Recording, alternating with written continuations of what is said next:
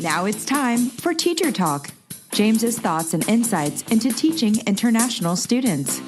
Welcome back, everyone, and I'm pleased to have Colin Goodchild, a former ESL teacher at my language school 11 years ago, and he is now teaching in China. Welcome, Colin. Thank you very much for having me. Yeah. Now, what are you doing in China? I am still teaching. I'm the international director of a members-only library and early school. Wow, very interesting. Now, did you teach in language schools or high schools, or what's your background teaching in China? I think I've taught everywhere, to be honest. And why did you decide to go to China? Oh, well, long story. My bicycle was stolen. Is that a good reason? Okay, I do remember that, actually. Yeah. Well, it upset me, and I talked about it a lot. No, I came to China because I had been here before, and the first time I came was from Taiwan, and I was invited by a friend, and I took him up on it. And where did you go? Which cities? The first place I went was Shandong province in a city nobody's ever heard of called Binzhou. Okay.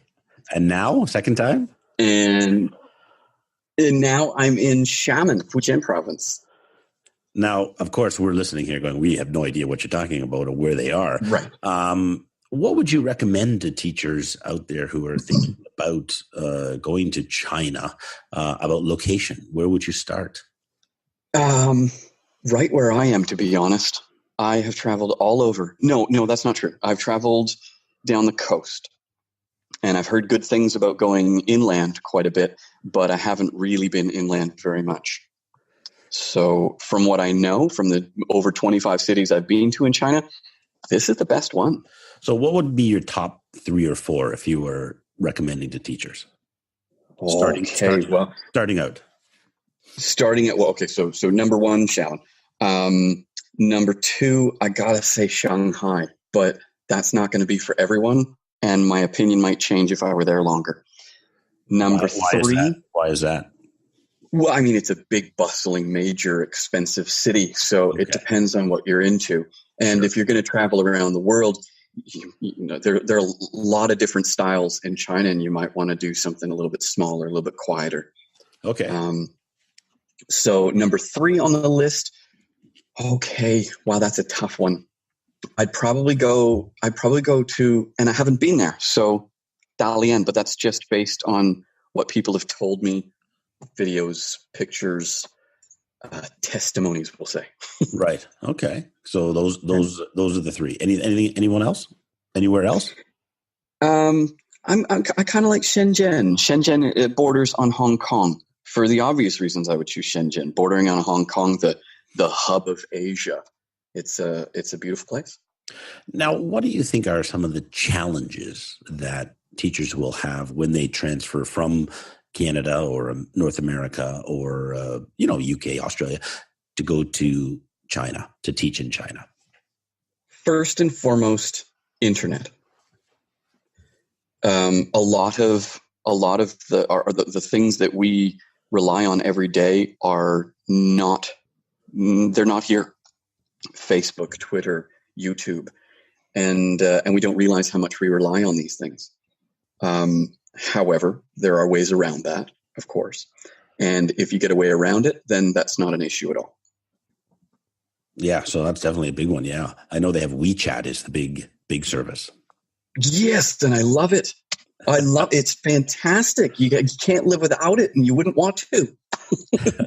Now, what about actually teaching in schools? Like, what are the different challenges? You know, you've mentioned you've taught in a number of different schools. Could you walk us through some of the different challenges that teachers might have going into a high school or a language school or some of the other, kids' schools as well?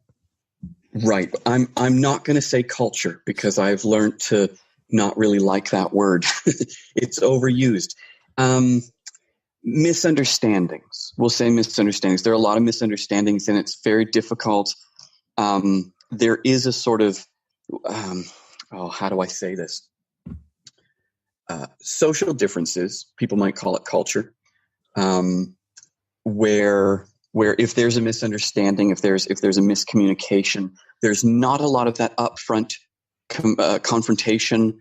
So there's a bit of confusion when it comes to communicating problems and solutions. But if you come into a job and you kind of you can hold your own already if you have a little bit of experience and you just run your little area, then there's no problem there. Other challenges. Interesting. So they won't tell you necessarily if you're doing a good job or a bad job? That's often a problem. Yeah. Often they won't communicate that. I mean, everybody's unique. And that's something that I want to put on the table right there. So, I mean, there are people who will communicate, but for the most part, I would say that it's very common for them not to tell you when there's a problem. So you kind of don't know if you're doing it right or not. Exactly. And they might not want to upset you because it's kind of hard to find a decent teacher here.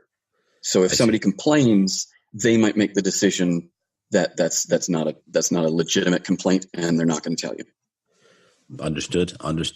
What would be a typical teaching schedule? It depends on where you are. Okay, so if you're going to do a training center, which is very common, then you're looking at evenings and weekends. But if you're in a public school or a private school, then you're looking at Monday to Friday, the regular 9 to 5. And would you be teaching like 8 hours, or would it be like a couple of hours teaching and some break times?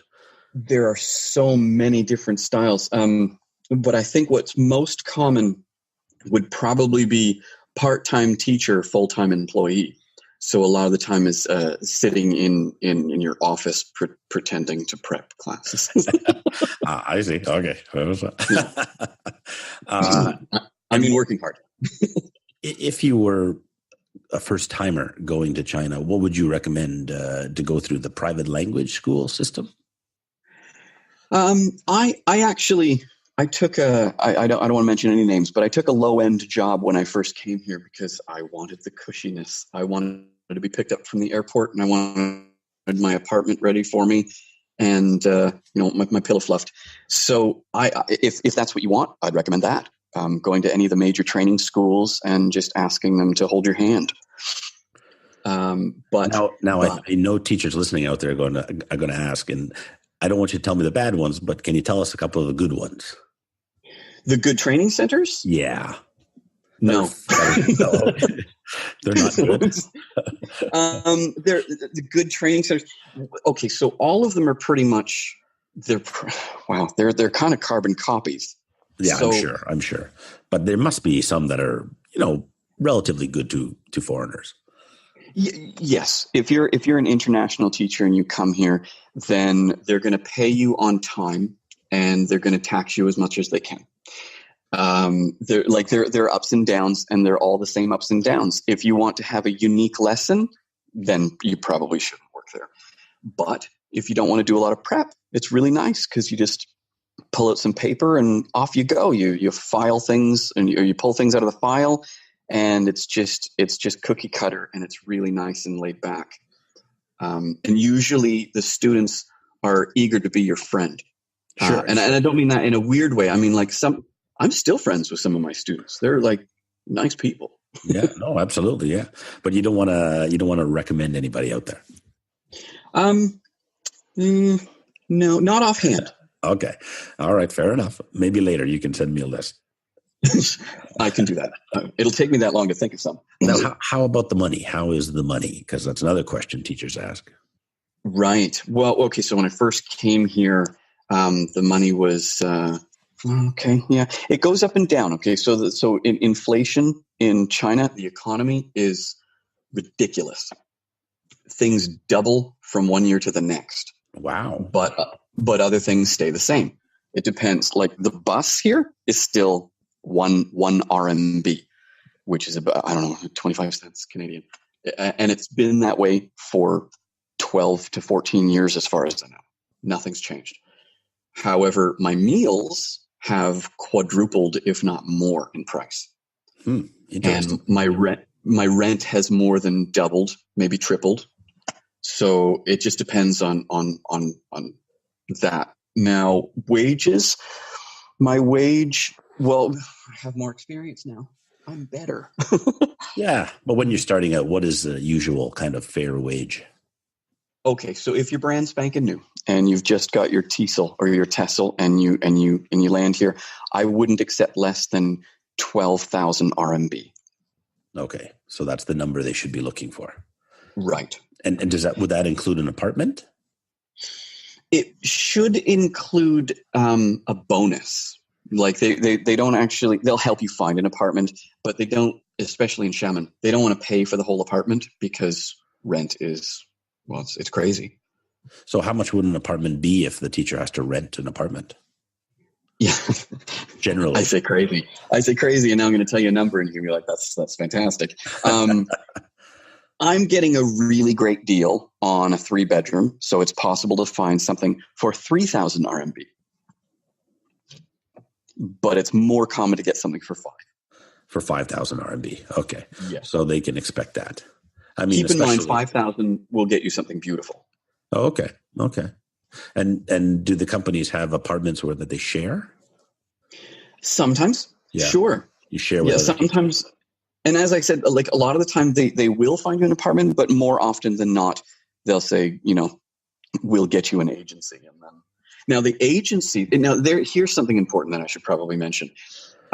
They usually pay rent 3 months at a time. Oh, okay. Yeah. And that's quite a chunk of money. So come with a bit of money.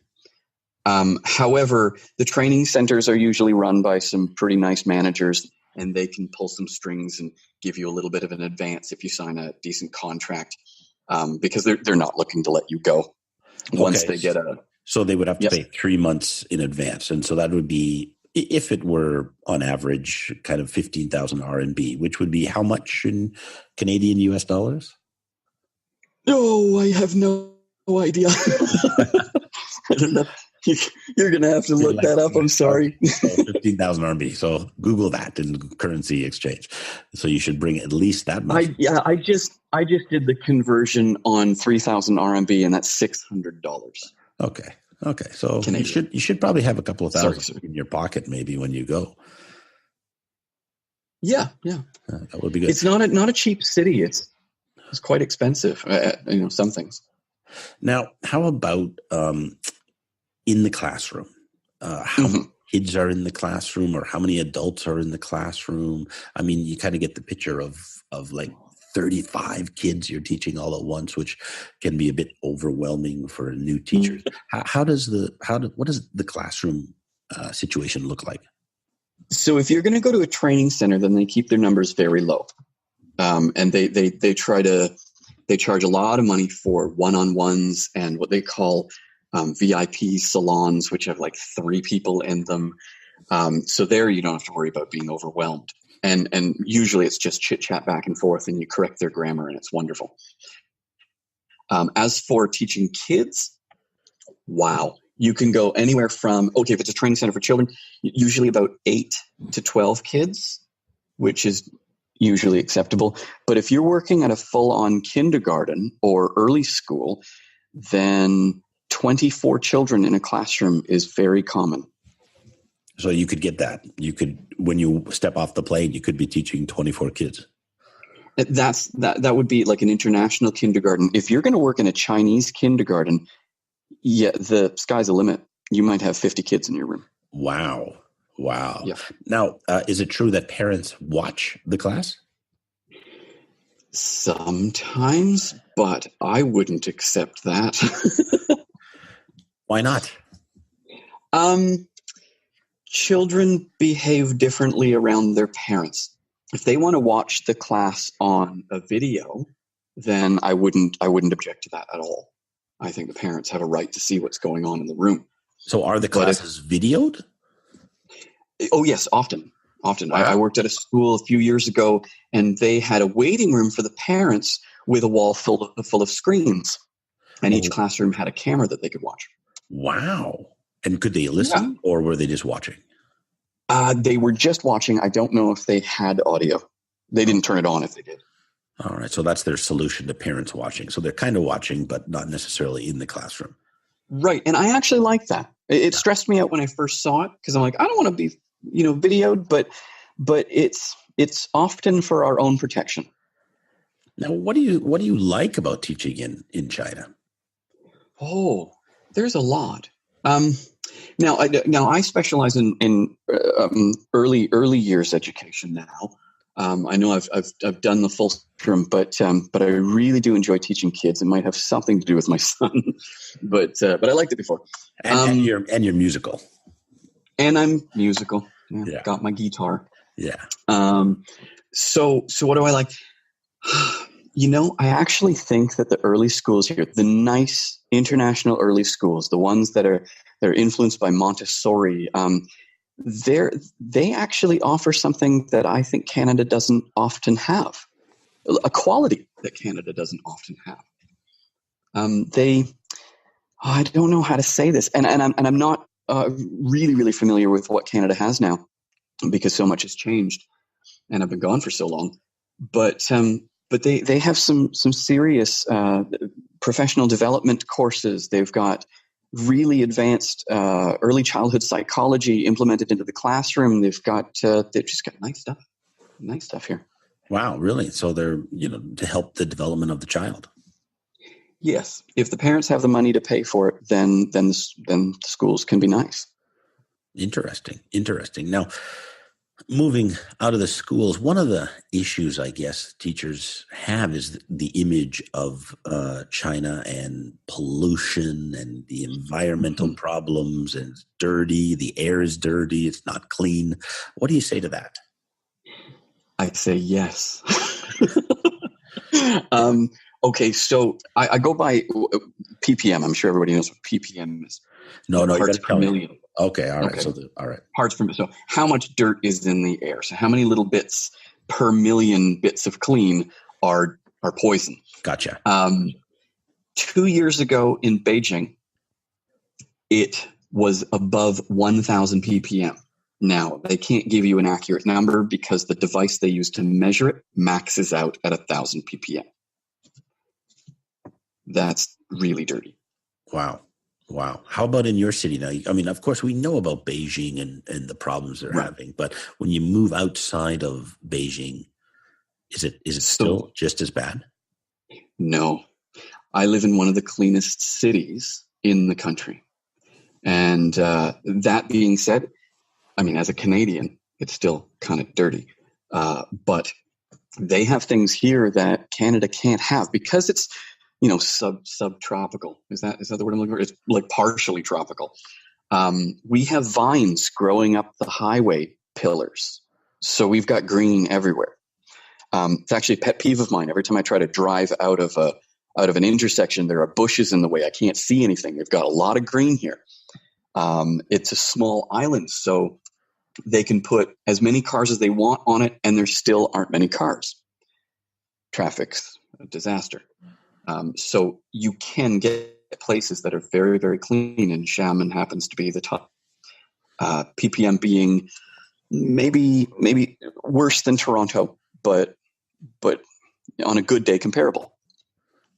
Right. Very interesting. So you are recommending teachers to kind of get their TESOL, do some practicing, and when they get to China, they will feel a little more confident and hopefully be left alone to teach. Yeah. Yes. I'm sure they'll be left alone. If a teacher walks in with the confidence and they say, "Don't worry, I can handle it," then actually nobody's going to bother them. They're just going to let them do their thing until, heaven forbid, they get a complaint. Right. Now, what would you recommend that teachers bring with them? Is there anything that they can't get maybe in China that you wish chocolate could get? Chocolate. Okay. Really? And bring me some. Why? They have chocolate here. Okay. Now, sorry, say that again. Is it like a different chocolate? Tastes different? Yes. Yeah. Even the international brands, even M&M's, they use a dark chocolate, which I'm not really complaining about. It's just a little bit different. Right. Taste Um, different. For me, but it if was you're going peanut butter. For me, it was peanut butter when I went abroad. I had to get my peanut really, butter. well, they've got peanut butter here, Okay, good. but you've got to like smooth peanut butter. There's no crunchy peanut butter. But it was like $20 for me when I went traveling. Oh dear, yeah, that would hurt. Well, to try to get like, American style peanut butter. Sure, yeah. I'm not. I probably don't like peanut butter as much as you do, but I do like it. Okay. Like it on certain things. Yeah. Now, how about the food? I think, obviously it's going to be Chinese food. So if you're not a big fan of Chinese food, you may not want to go. But I mean, when I've traveled over to Taiwan, I haven't been to China, but Taiwan specifically, the Chinese food there was amazing. I mean, it was delicious compared to what we eat here in North America. Can you speak to that? Yeah, and I agree with you. I love Taiwan and I love their food. Here, so you have to know what you're ordering. So don't risk it if you're squeamish. They have some really strange things that that only the bravest people would still cry. For example, what's the strangest you've had? That I've had? No. I know not to order. Okay. That you've seen then? That I've seen. Partially developed chickens or duck in the egg.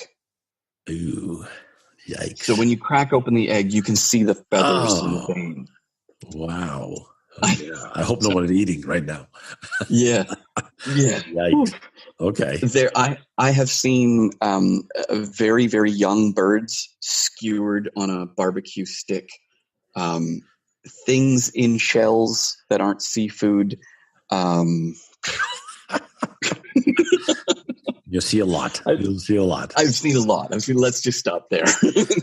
Okay. But I wanted to mention something about vegetarians, because when I first came here, I was a vegetarian. I gave that up a month before I left because I just knew it wouldn't happen. But actually now, if you prepare yourself, it's very, very doable. But you have to know how to express that you're a vegetarian, because if you just say you don't eat meat, they don't care. And they'll give you meat, and they'll say it's just a little bit of meat. But if you put your hands together like you're praying, and then learn how to say, 我不要肉, I don't want meat, then they'll understand. They'll treat you like a Buddhist, and you'll only get vegan dishes. Well, that's good. That's good information. Mm-hmm. But do you think they need to learn some Chinese before they go over? Or I've also heard that the companies offer Chinese lessons. Often they do. They're not so much anymore. I don't know why, but they don't seem to offer much Chinese anymore. But it's not hard to find anyone off the street who's willing to do a language exchange. Most people that are the same age as any teachers that would be coming over, most students and young professionals, they will speak a little bit of English. So it'll be enough to do a language exchange. Not to mention coworkers, they would love to do that as well. Now, the Chinese only hire from certain countries, correct? Not necessarily. It depends on what city or province you're in. Okay, because, I've heard that they're only hiring from, the big seven, Canada, Australia, right. UK. Is that correct? For English teachers, there even in the cities that require that, there is a way around it. And I just recently read this, so I know it's true for a little while. If you have a degree in English, then that doesn't matter. Then that restriction doesn't matter. Then you can still get what they call a Z visa here. So if I'm in Brazil or Mexico and I have a degree in English, I could apply? Absolutely. Oh, interesting. So that's a bit of a change. Yes, and I also recommend getting your TESOL because that's a huge benefit and also, gets you past some other requirements. Now, what about, certainly in Canada, we have a lot of new Canadians, from all over the world. They're on a Canadian passport. They're permanent residents here, but they're not necessarily born in Canada and maybe don't have the English degree. Would they be able to apply? If they have the passport, yes. If they have the passport. So the passport's the key. But aren't they looking at the diploma where they graduated from? They might happen to see it. I don't think they're actually looking at it. Okay. Yeah. So you still think it's worth at least trying to apply? Absolutely. Yeah. Okay. Yeah. And it's not the schools that really care because, they want teachers. They'll exactly. They're desperate for teachers here. They're really, really desperate for teachers. At least in Xiamen, they are. I'm sure in other cities, it's not much different. Now you're looking at 12,000 RMB to start. How? Yeah. What range would be a good salary if they were to stay, a few more years? What could they get up to in terms of an RMB salary?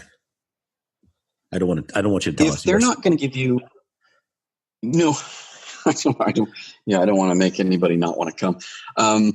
So I believe, I don't know this 100%. So don't quote me on this, or quote me. I don't care. You're supposed to get 2,500 raise every year. And that sounds like a hefty raise. And the laws aren't exactly 100% enforced. But if you know them, there is a labor board here that you can call for information, and they have English information.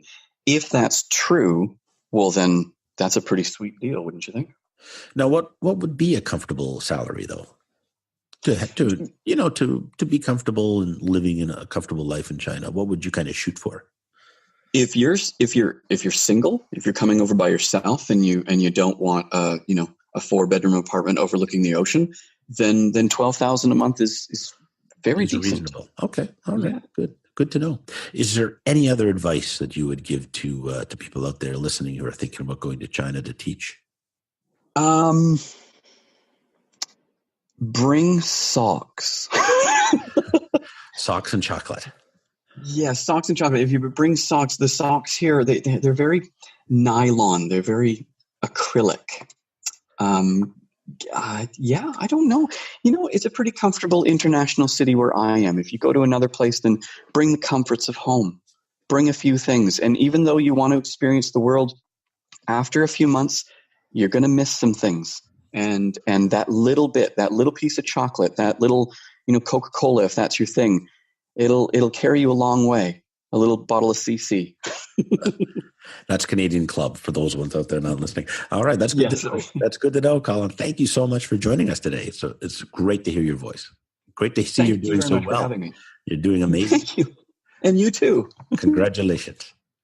Thanks. Have you downloaded the Study It ESL textbooks yet for your classroom? The Study It textbooks are the first ever digital and interactive textbooks. Once downloaded, Wi-Fi is no longer required. Each book contains video and audio exercises, detailed grammar keynotes, reading and writing assignments, and amazing speaking projects.